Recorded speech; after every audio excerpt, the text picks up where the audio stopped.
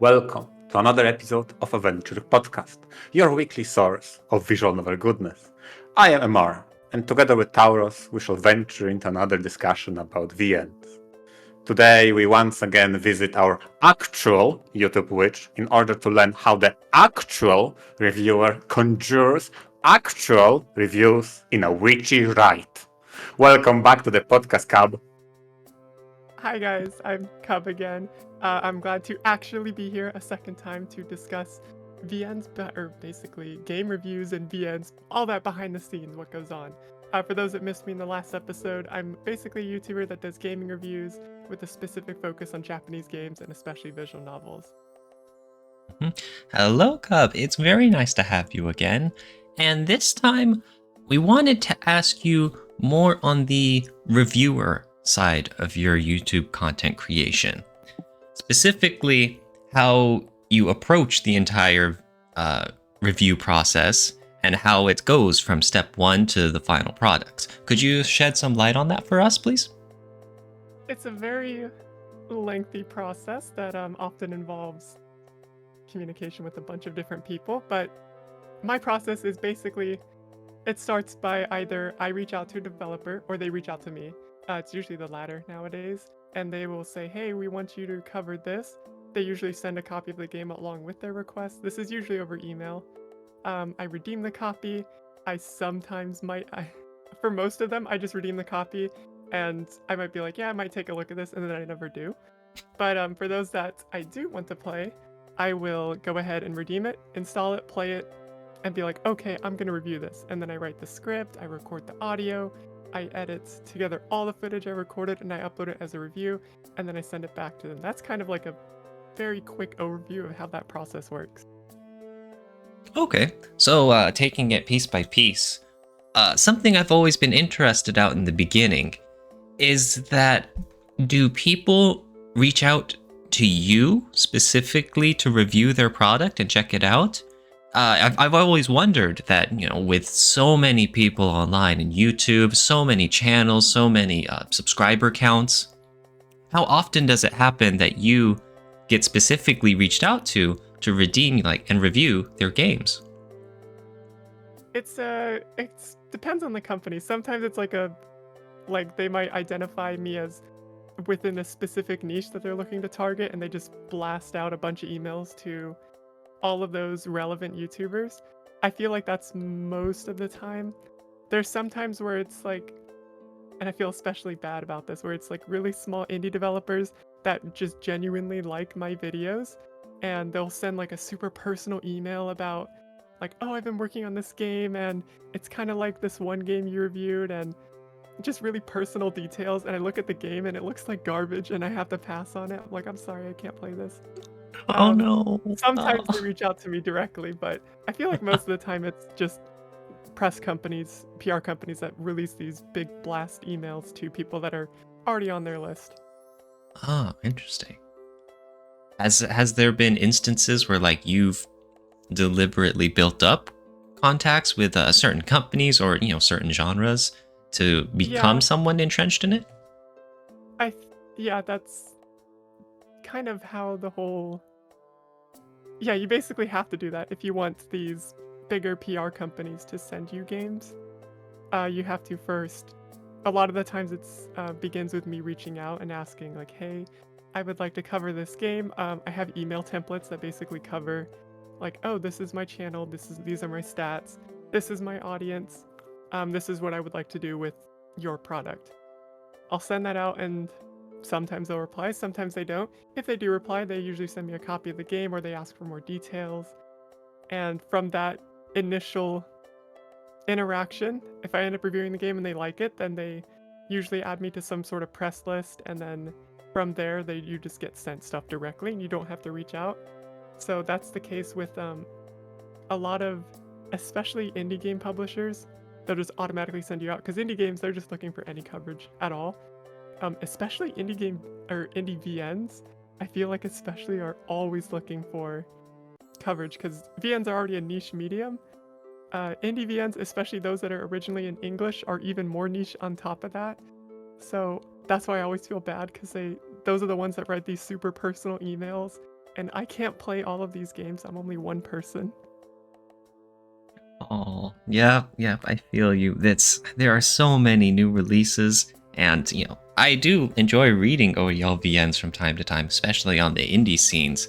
But again, I'm just one person, and there's so many to get through, and you have no way of knowing if something's going to be great, or if something's going to be disappointing, or if something's just okay. You have to pick and choose, right? Yeah, it's basically becomes a time management thing. I was obsessed with time management at some point. Um, when I was in like high school, early college, to the point where I got certified in time management fundamentals and skills and all of that. Whoa. Um, just as a Okay. means to like, I want to be able to cover more games and do more content, and I need to be better at managing my time. So that's something I still kind of carry over to today, even if I don't treat the channel like a job like I did several years ago. It's more of a hobby now, but it's definitely something that helped. I have a question, given that you're certified time witch. Okay. How often do you feel like you earn respect from those reaching out to you for a review or coverage just because you review with the nuance and you use the entire scale, and sometimes it may very well result in trashing their game? Or do you feel like some people are scared from that? Oh, not her. No, she will put it in the cauldron and cook it. It's a very fine balance there, because it's like, yeah, I want to have these nice relations with these companies, these publishers, but at the same time, I value my honesty more than that relationship, so I will absolutely trash on their game if it's garbage, which happens a lot of the time, and it has led me to being blacklisted from certain publishers, or at least I believe they blacklisted me, because like, oh, they're super fine until I give one of their games a bad review, and then it's like no contact. I'm like, okay, that's kind of sus. A big company for that, I think it's Bandai Namco. I will go ahead and name drop them as one of the companies that I think blacklisted me because I gave a couple of their games bad reviews. They don't reach out to me anymore. But I feel like with other companies, they value the honesty. Like, there's some very good indie publishers, like Devolver is super good about that. I love Devolver. I feel like most visual novel publishers are really good about that too. Manga Gamer, Sakai Project, Shirafune, what's the other one? All of them have been like super cool about me giving both positive and negative reviews, and there's been no like tension in that relationship. But it's definitely when you get to the bigger companies like Bandai Namco, they don't like it if this small YouTuber gives their game a bad review. They're like, oh, we can just cut you off and give it to someone else that we know will give a good review. Mm-hmm. I mean, the previous. Can I continue on? Yeah, go Because for it. previous question was about how you anticipate them treating you in regards to your honesty and the nuance you give. Because this is what I believe, given the videos I watched and listened to your reviews. Importantly, you don't trash game needlessly. You don't give blind hate. There are actual things you don't like. You outline them. You give them your reasons, and that's that. That's the reason they got lowered score. And for viewers, they got uninformed decisions. If this is something, an aspect that doesn't bother them, then that won't be a problem. But if it is a deal breaker, our local witch hexed a spell, and now I know what I'm going into. Now, the reverse of this question is this. How do you view those publishers that actually continue giving you review copies despite negative reviews? I view them positively because I'm like, okay, they have integrity. They're able to take this criticism and just continue working with me in a professional manner, and they're not going to, I guess, throw a tantrum over a negative review or just start ghosting me. That's why I feel like a lot of indie publishers are really good with that. They're like, oh, we'll take any coverage we can get. That's why companies like Devolver are so cool, because they continue to reach out and provide these opportunities despite me disliking half the games they send me. Or even a company like I think PQ Publishing, they do a bunch of anime stuff like Galgun and Punchline, and they did a Kill la Kill fighting game. I think 90% of the games they send me, I give negative reviews for, but they continue to send me games because they know that I will provide coverage on the game. Does it make you more willing to cover them? As a, since you have more respect to those publishers, they continue operating with you. Does it make you more prioritize them more, or does it not affect you at all? I wouldn't say it affects me too much because Okay. I don't prioritize based on publisher. I prioritize based on the game itself. Like, oh, is this Okay. a game or is this? Honestly, it's a lot of the time it's okay. Is this a game coming up, and does it have an embargo date? If so, then yes, I need to play that one now, and that's how I prioritize them. I'm very interested in the part about where you mentioned having the professional relationship. Because, from the different perspectives, it's like there's different companies who are looking for different things. You mentioned before how you have like the indies, the visual novels, the OELVNs, who are more so looking for the coverage. And so if they get a negative review for their product, they're just happy to have a YouTube video on it at all. Whereas if you have something like Bandai Namco, which is a much larger company, and their products are on a much larger scale than a lot of the other things you've mentioned, it's easy to see that they are having very different goals in mind for this sort of relationship, and they don't mind, potentially blacklisting or cutting you off or whatnot. In other words, it's more a professional relationship for them and, the company getting what they hope for, whether it's the large scale or whether it's just the small scale coverage. There's a lot of layers to this, isn't there? Like a lot of what you are hoping to achieve and what the companies are trying to achieve, right? Right. I feel like the size of the publisher is a very good indicator of, okay, are they going to end up blacklisting for a negative review? Because if they're a bigger publisher, they have thousands upon thousands of channels or content creators to pick from. Where if it's a smaller publisher and they're targeting a specific niche like a visual novel, they have much less to choose from. And so they're just going to be happier with what they get, as opposed to the larger ones that can just go elsewhere. Okay, so all the way back to your review process. So let's say either you reached out to someone or they reached out to you and they provided you with a key. And you redeemed the game and you've been playing it. What's the next step? I've been playing it. If it's something that I think or that I have an opinion on, if it's something I know I can talk about, I will put into a video.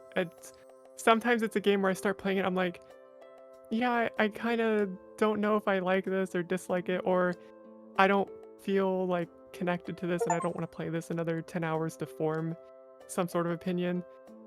So I basically pick and choose based on how I'm feeling about a game. That doesn't mean I will always review the ones I only like, because I feel like a lot of my content is stuff that I dislike.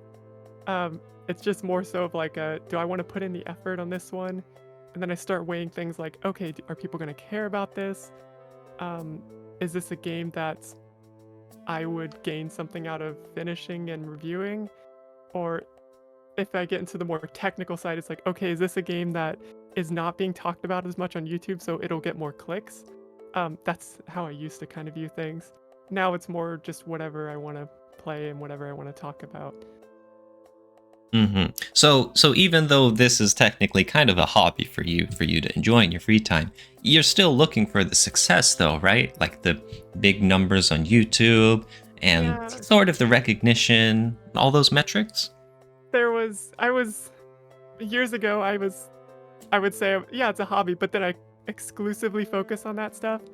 Now I would say I focus on that stuff maybe 10% of the time. It is much less than I used to, but yeah, if you want to grow on YouTube, you kind of have to focus on that stuff. As compared to me now, where I'm just like, yeah, I'm kind of just coasting. Yeah, that makes total sense. I wonder how, and it might actually be a very difficult question, how would you describe your review style? Because now I look at, we had an opportunity to talk with different people, different reviewers, and we have some ads type that tends to delve very deep, or we have more August style, which is more of a small peel of nuances. This is good side, this is bad side. You choose, buyer beware. How did you develop your own style, and how would you describe it? I would say my style developed from a bunch of different things. So there's one thing where it's like, okay, I don't want to make these hour-long analysis type videos. That's just not who I am.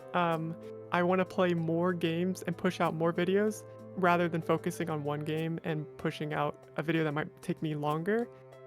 So it's kind of a quantity versus quality kind of. I don't want to say quality. Quantity versus how in depth I go into a game. Kind of balance that I was managing. And sometimes it's difficult to find that balance. But yeah, I feel like over the years, I just kind of developed like, okay, I want my reviews to be maybe 10 minutes max. Because if I'm looking at a review, I don't want to watch it for longer than that.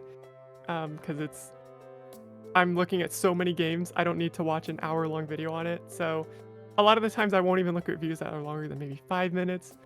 Maybe it's an attention span thing. I think my attention span's pretty good, but then again, I'm watching these shorter reviews. I just have too many games. Choice paralysis.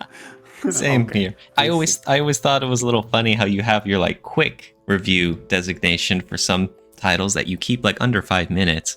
And then I look at all of the rest of the videos that you have, and almost all of them are like under 10 minutes. I always thought that was very funny and kind of a little reflective of your style. Yeah, the actual review is basically a quick review where I go just a little bit more in depth, where I'm like, okay, I'm going to spend a little bit more time on this and put a number on it, but still keep it maybe under 10 minutes because I don't want to make long videos. The ends tend to have an endpoint after which you are done, but how do you handle reviewing games that you stay with? So, for example, you tend to review Uniel, Under Night in Birth, right? At Right. which point you decide, okay, I have my opinion on it, and do you move on? Do you stay with it? Do you play it after that? That depends on, that's a game by game basis. For something like Under Night in Birth, it's a fighting game, so I want to play through the story at least once. I want to play through the arcade mode. I want to try every single game mode. I want to try the online. But most of the time in fighting games, I will either be playing online ranked or locally with friends, and that's where most of my opinion will come from. But in that specific example, I also want to try everything else that the game has to offer before I make a video on it. And that's, I feel like what I do with most of my reviews is I try to at least sample every single thing the game has to offer. If it's something more straightforward, like it has a start and finish, then I'll just play through the entire game and then review it.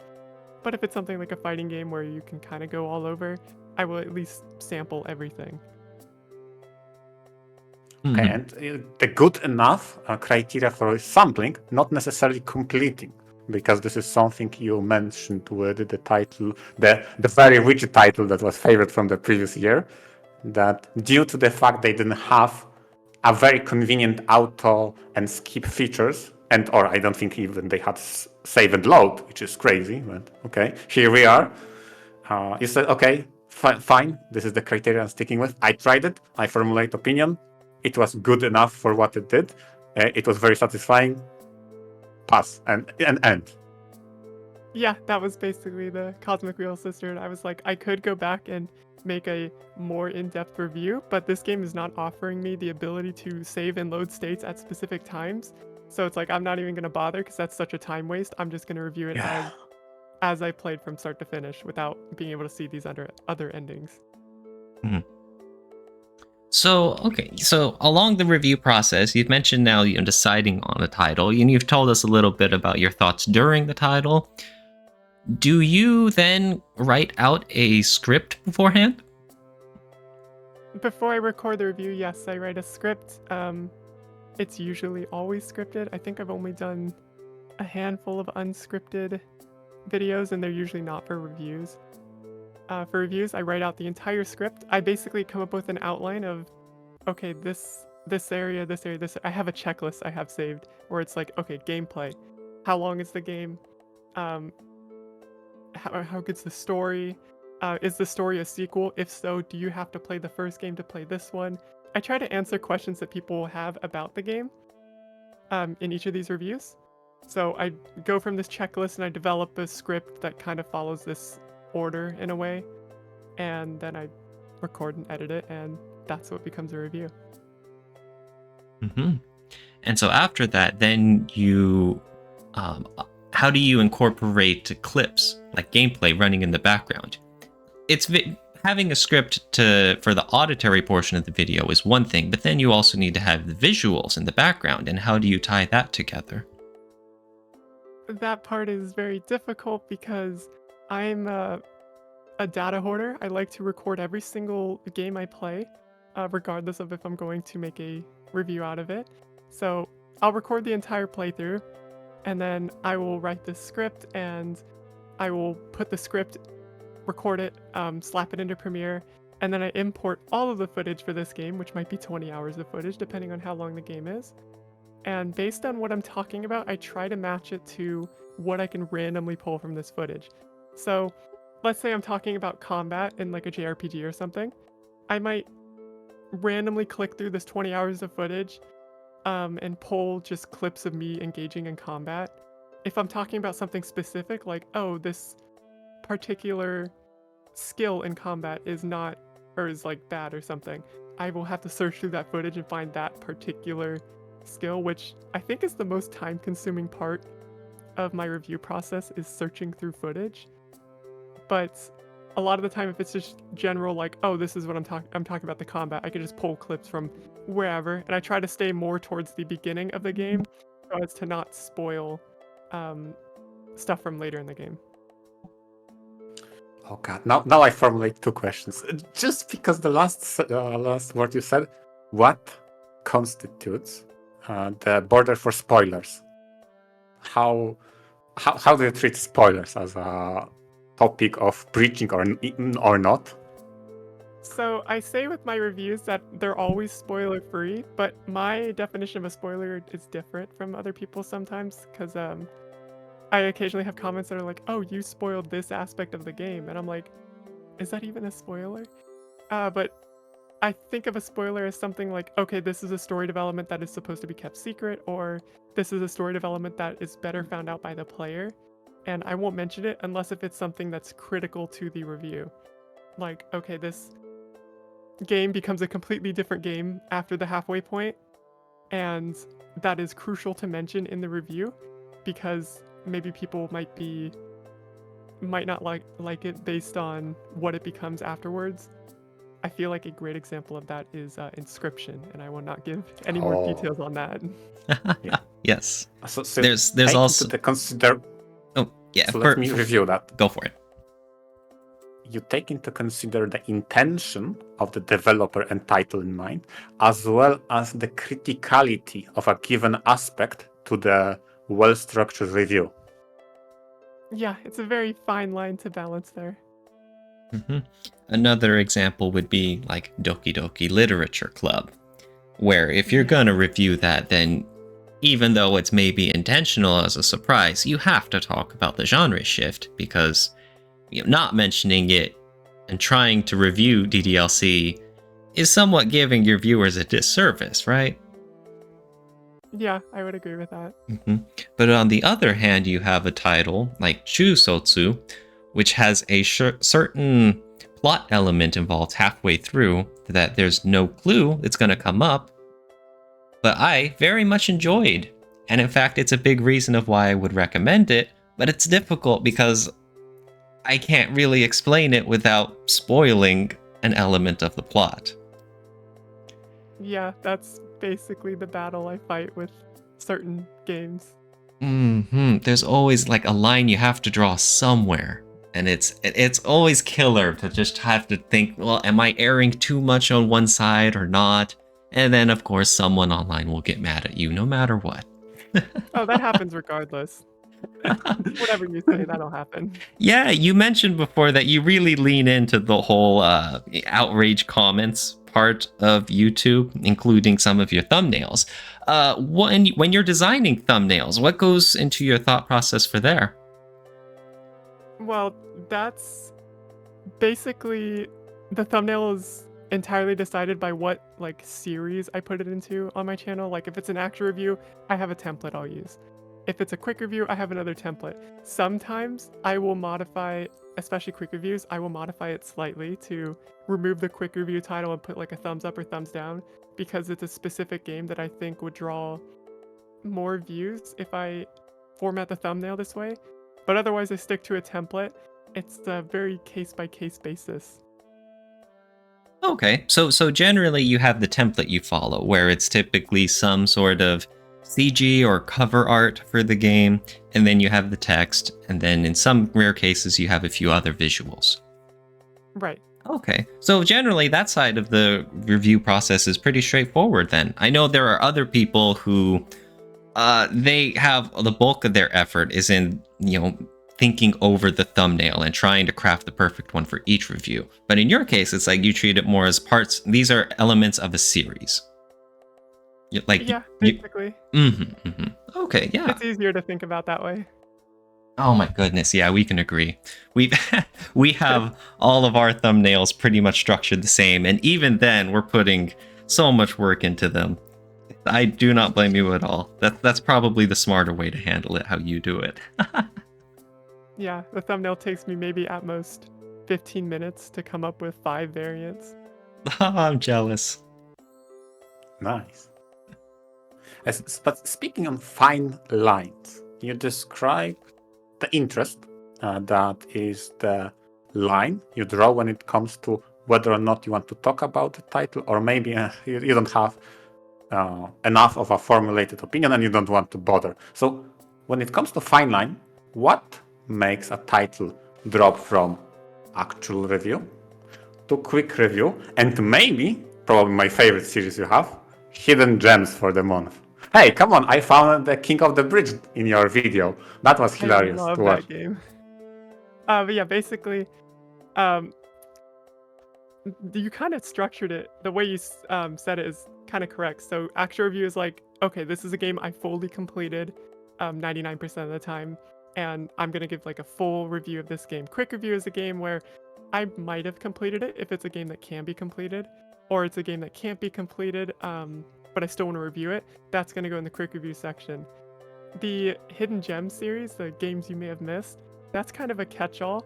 A lot of the times those are games I've either not finished or games I started, but I'm like, I don't know if I want to do a review on this, but I still want to talk about it. So I throw it into that series. That's kind of like the lowest bracket. I guess it's a way to think about it is brackets of, okay, I'm going to spend this much time making content about this game. And that's often based on how much time I have available to me in a given month. Very cool, very cool. And so, I guess the finalizing of your review videos, you mentioned that having to search through your footage for the visuals is probably the most time-intensive portion of it.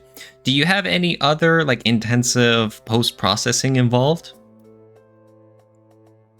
Searching for the footage is a pain in itself. Finding the energy to record a script is probably up there. I would say that's tied with looking through the footage. Because a lot of the time I'm like, I write the script and I'll finish it and it'll be like 2 a.m. and I'm like, I don't want to record this. And then I'll wake up the next day and I'll be like, I still don't want to record this. And then it's a full 2 days later, I'm still like, I don't really want to record this. So I feel like that's more of a motivation thing where it's like, okay, I have it ready to record and everything. I just need to feel good that particular day about recording. And that's a very subjective thing compared to the searching through footage thing.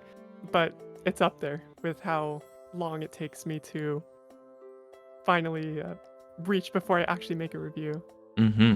It's not obvious to any viewers, but for a 10-minute video, that means you, the content creator, needs to speak for those 10 minutes.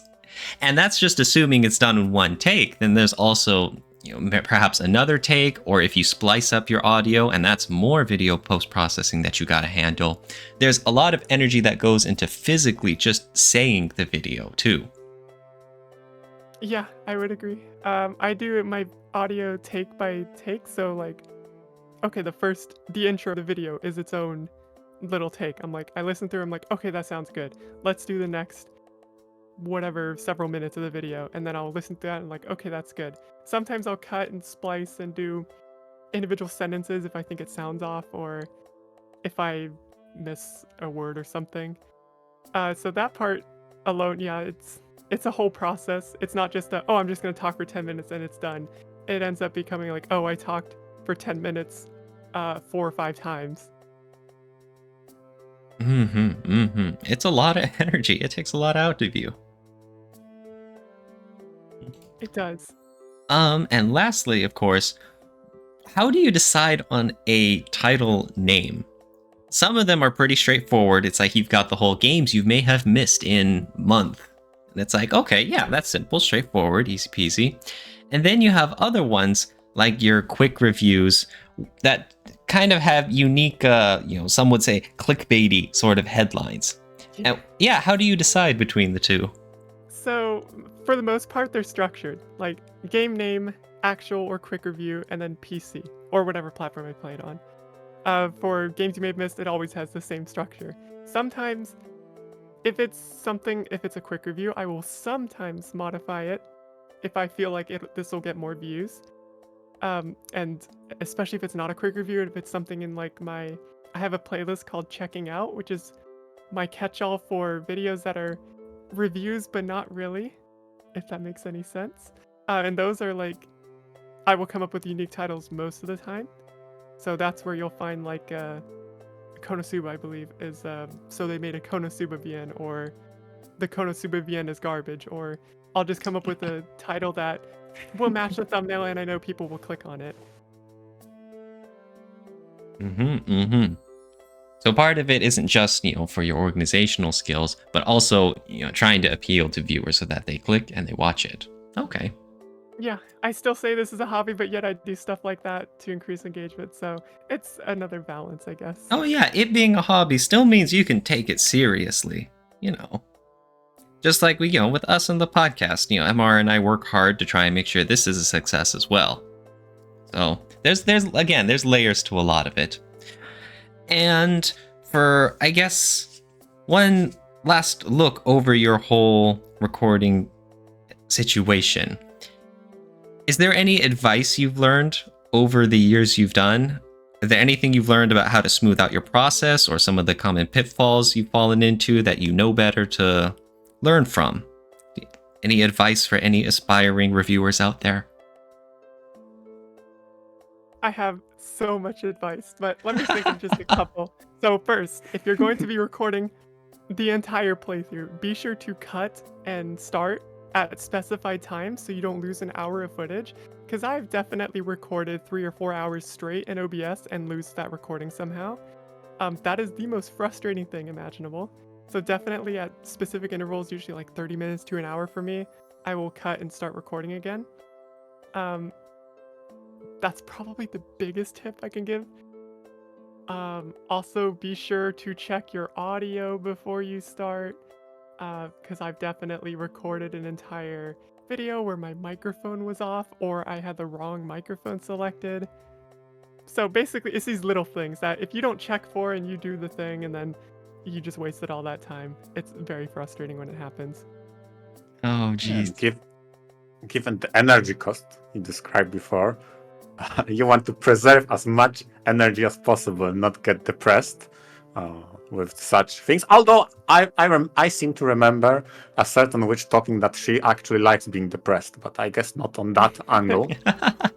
It depends. If the depression is from like a good story, it's like, okay, I love that depression. If it's depression from, oh no, I just recorded this entire, like my Q&A video I did for Christmas Day, I recorded that entire thing on the wrong microphone. So I had to go back and re-record the entire thing, and it was like 45 minutes. No. It was painful. And my voice was dead, but I did it. I finished it. Oh, no. Congrats. Yeah. Congrats. Oh, that's rough. Oh, thank you so much for giving us all the insight into the behind the scenes of how you record and review your products. That was very interesting. There's a lot of things that I didn't know beforehand, and I'm sure there are many things that the viewers and listeners at home weren't aware of either. Being a YouTube content creator is tough work, huh? It is very tough and very not glamorous at times. But it's still rewarding. You still enjoy it a lot, right? I do like playing my games and talking about them and dumping on them online. Oh no. Yeah, it was a pleasure talking with you once again.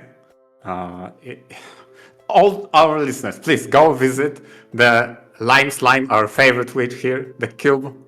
Go follow her. Those reviews are amazing. And with that being said, it was a pleasure, Cap.